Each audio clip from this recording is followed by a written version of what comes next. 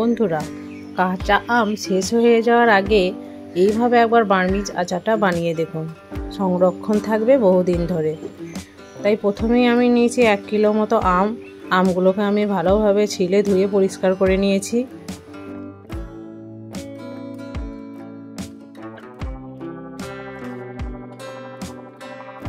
ঠিক এরকমভাবে কেটে নিয়েছি। এরকমভাবে কেটে নেওয়ার পর এখানে পরিমাণ মতো আমি দিয়ে দিয়েছি চিনি।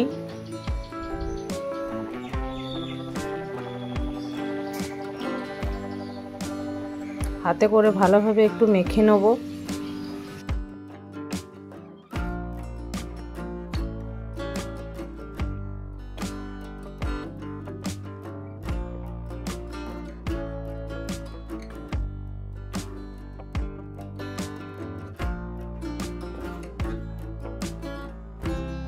তারপরে এটাকে আমি রেস্টে রেখে দেবো প্রায় 1 ঘন্টার মতো, যাতে চিনিটা মেল্ট হয়ে যায়।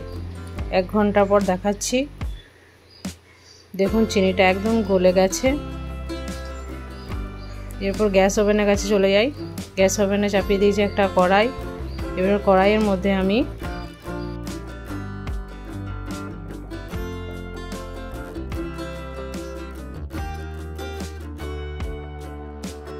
আমগুলোকে দিয়ে দেবো।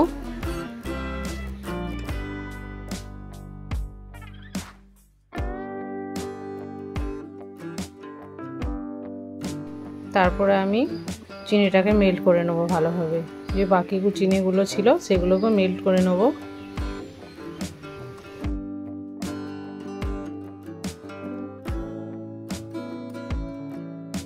এরপর এর মধ্যে দিয়ে দেবো আমি 1 চামচের মতো লঙ্কার গুঁড়ো,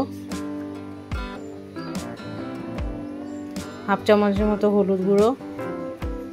এরপর ভালোভাবে মিক্স করে নেব।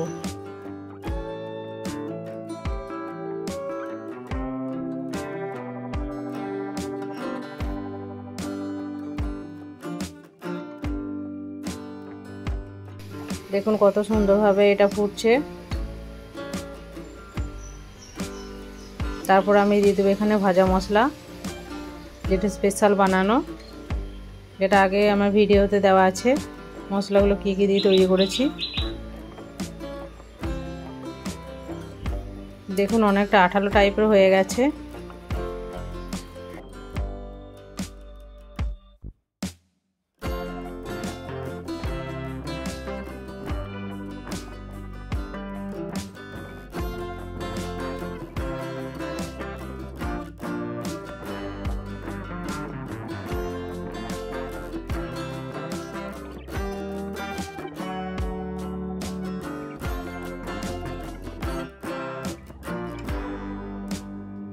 বেশ কিছুক্ষণ জাল দেওয়ার পর এটা একদম আঠালো আঠালো হয়ে যাবে, আর আমটাও ঠিক অনেকটা সেদ্ধ হয়ে যাবে।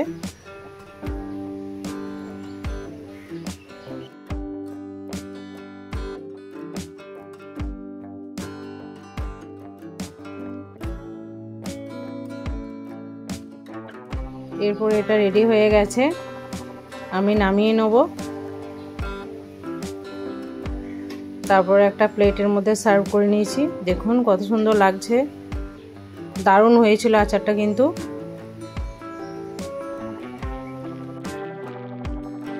বন্ধুরা আমার ভিডিওটা ফুল ওয়াচ করবে, চ্যানেলটাকে সাবস্ক্রাইব করবে, বেল আইকনটা প্রেস করে রাখবে আরও নতুন নতুন ভিডিও পাওয়ার জন্য।